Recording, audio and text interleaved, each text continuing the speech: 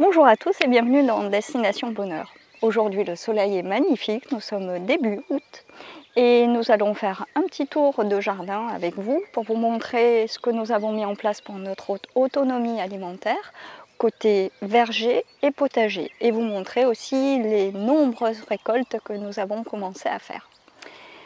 Concernant la vidéo sur la suite des panneaux photovoltaïques, c'est en cours de préparation, c'est promis, c'est dans le tuyau, ça va bientôt arriver. En tout cas, voilà, je vous propose qu'on aille vous montrer un petit peu tout ce qu'on a mis en place. Vous venez avec moi? Alors nous allons commencer par la zone des courges. Donc ça, c'est des courges que j'ai plantées dernièrement. Et celles-ci, je les ai plantées il y a à peu près un mois. Alors, les variétés, j'en ai strictement aucune idée. En fait, j'ai planté chez nous, c'est un petit peu la méthode du tout au pif. Donc, nous verrons bien les résultats au mois de septembre, octobre, novembre, par là. En tout cas, cette année est très pluvieuse et également très ensoleillée et c'est idéal pour les courges. Et cette année, j'ai fait aussi un test, c'est la première fois que je mets des tournesols en place et ma foi, ils ont l'air d'être contents et de bien se porter. C'est super parce que ça fera des graines pour les poules et pour les oiseaux. Alors on va commencer avec le verger avec un pommier de la variété Juliette qui est ici devant moi. Donc cette année nous allons avoir une quantité de pommes énorme. C'est vraiment l'année des pommes chez nous. Et comme vous le voyez, l'arbre est rempli de fruits. Nous avons l'intention d'en cueillir un petit peu pour alléger les branches de l'arbre. Et en attendant, pour alléger celui-ci, j'ai mis une structure en bambou pour éviter que les branches cassent. Elles sont souples, mais quand même, là, ça fait vraiment beaucoup pour ce petit pommier qui est tout beau. Voici notre variété de pommier, qui est tout aussi productif que le Juliette. Ici, nous sommes devant la variété dite choupette. Et oui, c'est le nom de la variété de ce pommier. D'ailleurs, comme le premier, vous remarquez que la production cette année est très intense. Et pareil, j'ai ajouté du bambou afin de maintenir les branches qui étaient vraiment trop penchées, avachies et qui risquaient de craquer. Et le pommier, ce qu'il a fait, il a commencé à perdre ses pommes qu'on a retrouvées sur le sol. Et on en a profité pour commencer à faire de la déshydratation. Comme ça, cet hiver, nous aurons du soleil à manger dans la maison. Alors cette année, nous avons eu énormément de chance parce que dans ce nid se sont installés un couple de mésanges bleus qui ont fait des petits. Et nous avons eu l'occasion de filmer l'envol des petits au printemps. C'était génial. En plus de ça, comme vous le voyez, ici, nous avons les premières vignes, nous sommes début août, les premières vignes qui commencent à donner. Ce qu'on a fait dans le jardin, c'est qu'on a séquencé différentes variétés de vignes. Je pense qu'on en a à peu près 50. Et par conséquent, on va avoir une production tout au long, entre le mois d'août et le mois de novembre. Tout au long de cette période, nous allons avoir une production de différents types de raisins. C'est ça l'abondance et le plaisir. Alors cette année, nous avons eu une production de prunes mirobolantes énorme, ce qui nous a permis d'en donner autour de nous. Comme ça, les voisins ont fait des confitures. Nous avons fait également des confitures maison, ainsi que la déshydratation. Et la production a été vraiment énorme. Et maintenant, on arrive plutôt à la fin de la production des prunes. Ici, nous sommes devant un prunier d'Agen ou prune dente que nous mangeons ou directement parce que c'est délicieux et très très juteux. Et nous en avons également déshydraté.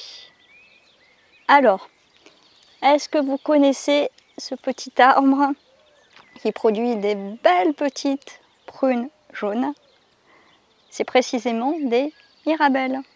Nous avons deux variétés ici, mirabelle de Metz et de Nancy. Sur le premier arbre qui était un petit peu plus en avance par rapport à celui-ci, nous avons fait pas mal de confitures et nous les avons également déshydratées. Et puis c'est tellement délicieux à manger comme ça. C'est plein de vitamines, plein de minéraux et puis c'est plein de soleil, c'est super. Nous sommes devant un nachi. C'est un arbre que j'adore et c'est un de mes arbres préférés du jardin. Mais vous ne le direz pas aux autres arbres parce qu'ils risquent d'être jaloux.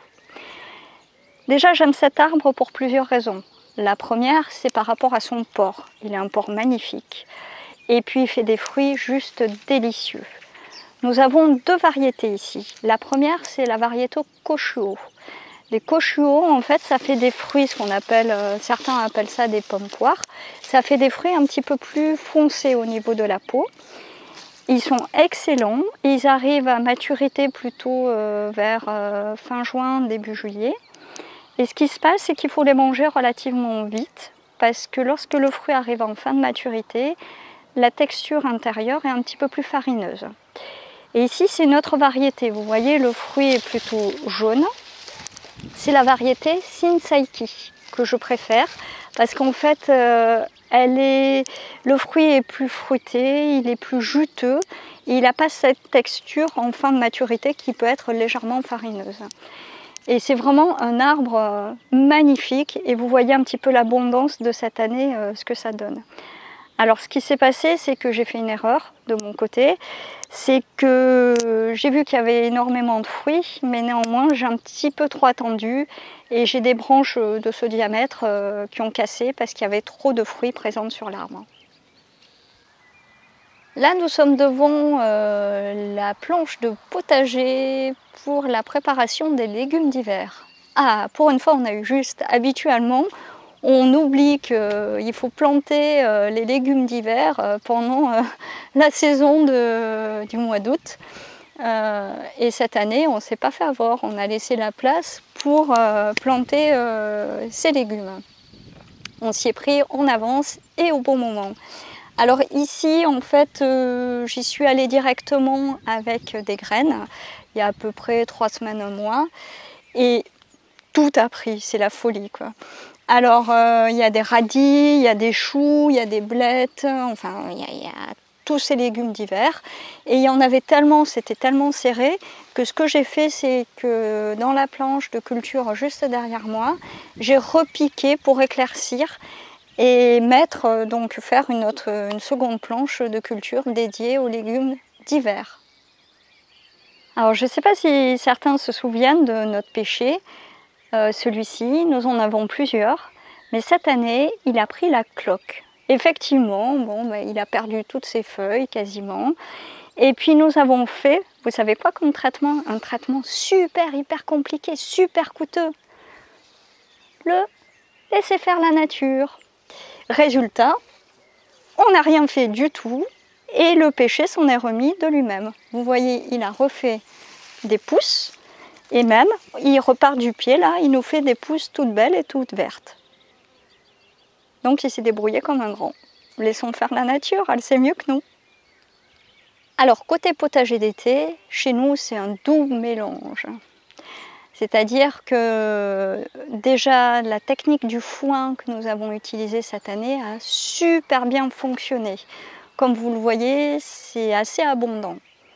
Alors nous mélangeons, nous aimons bien mélanger les variétés de légumes. Ici, il y a des pommes de terre, des poires de terre ou yacon, des tomates, du maïs, des courges, des blettes. Et on met aussi toutes ces variétés de plantes, on les mélange à proximité des arbres. D'ailleurs, il y a un mélange entre le verger et le potager. Et c'est l'occasion d'utiliser les arbres comme porte-haricots. Du coup, j'ai mis des pieds de haricots au pied de notre beau abricotier Camino.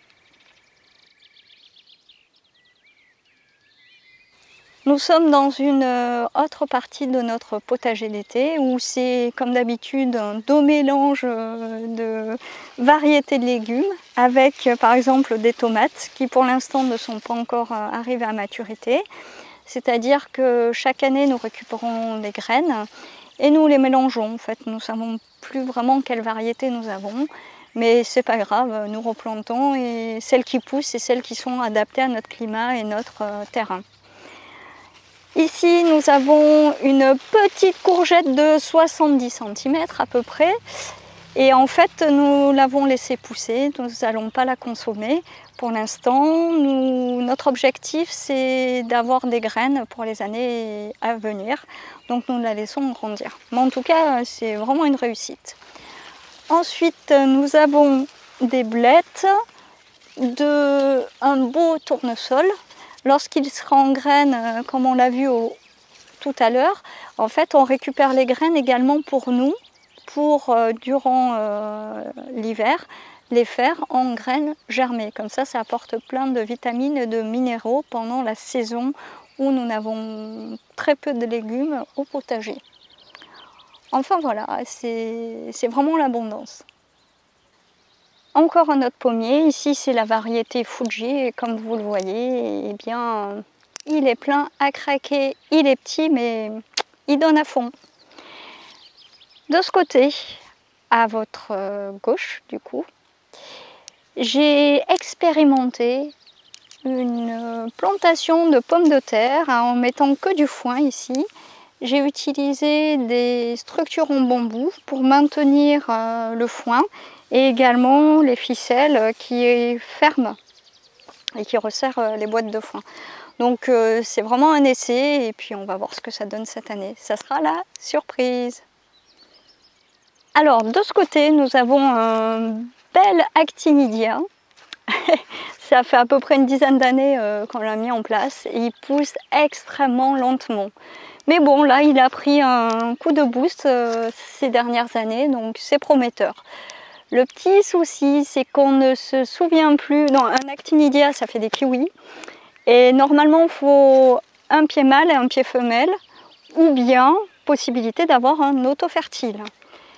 Néanmoins, je ne me souviens plus du tout, et Jacques non plus, de si c'est un mâle ou une femelle ou un auto-fertile. Donc il est mis en place, mais bon, nous verrons bien dans quelques temps ce que ça va donner. Avec un peu de chance, on aura bon. De ce côté, une autre des vignes, d'autres types de vignes. On a vu tout à l'heure certainement du chasselas doré. Et nous avons plein d'autres variétés et qui commencent à bien donner. Cette année, c'est très prometteur au niveau des pommes, mais également au niveau des raisins. Alors, ce coup-ci, j'ai pris mon petit pense-bête parce que j'ai pas toujours très bonne mémoire. Nous avons mis de l'aladin noir, du perdin, de l'amandin, du candin, du muscadambour noir et du chasselas doré. Donc toutes ces variétés, nous avons des fruits sur chacune d'elles et c'est également très prometteur et c'est l'abondance dans notre jardin cette année. Super! Merci vraiment à la nature qui a été très généreuse avec nous. Juste pour info, nous nous entendons extrêmement bien avec tous nos voisins et en accord avec eux, ce que nous avons fait pour qu'ils puissent également profiter de nos productions de fruits. Nous avons mis sur le grillage donc, commun avec eux déjà l'actinidia ainsi que d'autres variétés de raisins qui permettra à la fois de faire de porter le raisin, mais aussi qui permettra de partager avec eux notre production. C'est génial. Alors j'espère de tout cœur que ce petit tour de jardin au niveau du verger, au niveau du potager d'été et du potager d'hiver vous auront inspiré, vous aura donné des idées et vous aura montré que l'autonomie alimentaire et l'abondance est possible et réalisable. Et d'ailleurs, je remercie ce beau plaque minier qui nous a fait des kakis et qui sera l'abondance à venir pour les récoltes des fruits d'hiver. Je vous souhaite en tout cas beaucoup de bonheur, une belle autonomie et je vous dis à bientôt.